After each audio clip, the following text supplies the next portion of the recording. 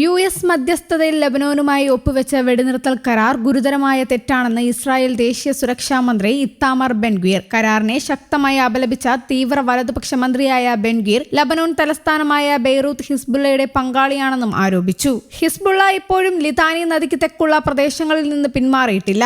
അവരെ അവിടെ നിന്ന് നീക്കം ചെയ്യാൻ ലബനോൻ സൈന്യത്തിന് യാതൊരു ശേഷിയുമില്ല എന്ന് ബെൻഗ്വീർ പറഞ്ഞു. ലബനോൻ ഭരണകൂടത്തിൽ ഹിസ്ബുള്ളയെ പ്രതിനിധീകരിക്കുന്ന മന്ത്രിമാരുണ്ടെന്നും ലബനീസ് സൈന്യത്തിൽ ഹിസ്ബുള്ള അംഗങ്ങളുടെ കുടുംബാംഗങ്ങൾ സേവനമനുഷ്ഠിക്കുന്നുണ്ടെന്നും അദ്ദേഹം ചൂണ്ടിക്കാട്ടി.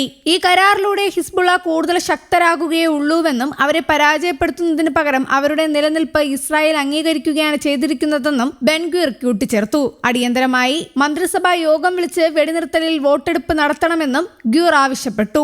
വാഷിംഗ്ടണിൽ വെച്ച് നടന്ന നിർണായക ചർച്ചകൾക്കൊടുവിലാണ് മേഖലയിൽ സമാധാനം പുനഃസ്ഥാപിക്കുന്നതിന്റെ ഭാഗമായി ഇരു വിഭാഗവും വെടിനിർത്തൽ അംഗീകരിച്ചത്. ഇറാൻ അനുകൂല സായുധ സംഘടനയായ ഹിസ്ബുള്ള ആക്രമണങ്ങൾ പൂർണ്ണമായും അവസാനിപ്പിക്കണമെന്ന വ്യവസ്ഥയിലാണ് വെടിനിർത്തൽ നടപ്പിലാക്കുന്നത്. കൂടാതെ തെക്കൻ ലിതാനി മേഖലയിൽ നിന്ന് തങ്ങളുടെ മുഴുവൻ സായുധരെയും ഹിസ്ബുള്ള പിൻവലിക്കണമെന്നും അമേരിക്കയുമായി ചേർന്ന് പുറത്തിറക്കിയ സംയുക്ത പ്രസ്താവനയിൽ ഇസ്രായേൽ വ്യക്തമാക്കുന്നുണ്ട്. അമേരിക്കയുടെ മേൽനോട്ടത്തിൽ ഇരു രാജ്യങ്ങളും സംയുക്തമായി പൈലറ്റ് സോണുകൾ രൂപീകരിക്കും. ഈ മേഖലകളുടെ പൂർണ്ണമായ നിയന്ത്രണം ലബനോൻ സൈന്യത്തിന് മാത്രമായിരിക്കും. മറ്റ് സായുധ സംഘടനകൾക്കൊന്നും തന്നെ ഇവിടെ പ്രവേശനമുണ്ടാകില്ലെന്നും പ്രസ്താവനയിൽ പറയുന്നുണ്ട്. അതേസമയം കരാർ ചർച്ചകൾ പുരോഗമിക്കുന്നതിനിടയിലും അതിർത്തിയിൽ സംഘർഷം നിലനിന്നിരുന്നു. തെക്കൻ ലബനോനിൽ ഇസ്രായേൽ നടത്തിയ ഡ്രോൺ ആക്രമണങ്ങളിൽ 6 പേർ കൊല്ലപ്പെടുകയും ബെയ്റൂത്തിന് തെക്കുള്ള ഒരു വാഹനം ലക്ഷ്യമിട്ട് ആക്രമണം നടക്കുകയും ചെയ്തതായി ലബനോൻ സുരക്ഷാ വൃത്തങ്ങൾ അറിയിച്ചു. ഹിസ്ബുള്ള തൊടുത്തുവിട്ട ഡ്രോൺ തങ്ങൾ തകർത്തതായി ഇസ്രായേലും അവകാശപ്പെട്ടു. പശ്ചിമേഷ്യൻ യുദ്ധം അവസാനിപ്പിക്കുന്നതിനുള്ള ചർച്ചകളിൽ യാതൊരു പുരോഗതിയുമില്ലെന്ന് ഇറാൻ വിദേശകാര്യമന്ത്രി അബ്ബാസ് അരാക്ചി പറഞ്ഞു. ഇറാനുമായുള്ള സമാധാന ചർച്ചകൾ മികച്ച രീതിയിൽ നടക്കുന്നുണ്ടെന്ന് യു.എസ്. പ്രസിഡന്റ് ഡൊണാൾഡ് ട്രംപിന്റെ അവകാശവാദങ്ങൾ തള്ളിയാണ് ഇറാന്റെ പ്രതികരണം.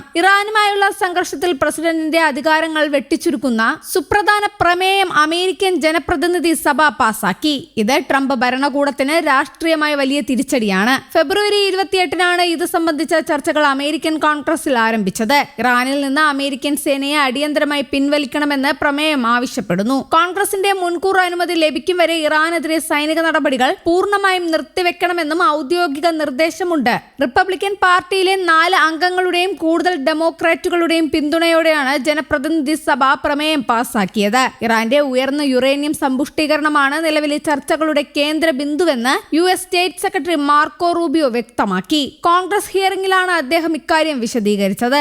സമാധാന കരാർ പ്രാബല്യത്തിൽ വരണമെങ്കിൽ ഇറാൻ സമ്പുഷ്ടീകരിച്ച യുറേനിയം പൂർണ്ണമായി കൈമാറണമെന്നാണ് അമേരിക്കയുടെ പ്രധാന ആവശ്യം. ആണവ പ്രവർത്തനങ്ങൾ കർശനമായി നിയന്ത്രിക്കാൻ തയ്യാറാകണം. എണ്ണയും പാചകവാതവും കൊണ്ടുപോകുന്ന സുപ്രധാന കടൽപാതയായ ഹോർമൂസ് കടലിടുക്ക് തടസ്സങ്ങളില്ലാതെ തുറന്നു കൊടുക്കാനും അമേരിക്ക ആവശ്യപ്പെട്ടിട്ടുണ്ട്. അതേസമയം അമേരിക്കയുമായുള്ള ഔദ്യോഗിക ആശയവിനിമയം പൂർണ്ണമായും നിർത്തിയിട്ടില്ലെന്ന് ഇറാൻ വ്യക്തമാക്കി. എന്നാൽ ലബനോൻ തലസ്ഥാനമായ ബെയ്റൂട്ടിൽ ഇസ്രായേൽ നടത്തുന്ന ആക്രമണങ്ങൾക്ക് അതിശക്തമായ തിരിച്ചടി നൽകുമെന്നാണ് അബ്ബാസ് അരാക്ചിയുടെ മുന്നറിയിപ്പ്. ഗാസയിലും പലസ്തീനിലും ഇസ്രായേൽ തുടരുന്ന മനുഷ്യക്കുരുതി അവസാനിപ്പിക്കാൻ അമേരിക്ക മുൻകൈയെടുക്കണമെന്നും ഇറാൻ ആവശ്യപ്പെട്ടു. യമനിലെ ഹൂതികളെ ഉപയോഗിച്ച് ചെങ്കടലിലും ആക്രമണങ്ങൾ ശക്തമാക്കാൻ ഇറാൻ നീക്കം നടത്തുന്നതായി റിപ്പോർട്ടുകളുണ്ട്. പ്രമേയം സെനറ്റും അനുകൂലിച്ചാൽ ട്രംപ് തന്റെ വിറ്റോ അധികാരം പ്രയോഗിക്കാനാണ് സാധ്യത. എങ്കിലും നിലവിലെ സാഹചര്യത്തിൽ സ്വന്തം പാർട്ടിയിൽ നിന്നു തന്നെയുള്ള എതിർപ്പുകൾ വൈറ്റ് ഹൌസിന് കനത്ത വെല്ലുവിളിയാണ് സൃഷ്ടിക്കുന്നത്. News desk Kerala Kaumudi.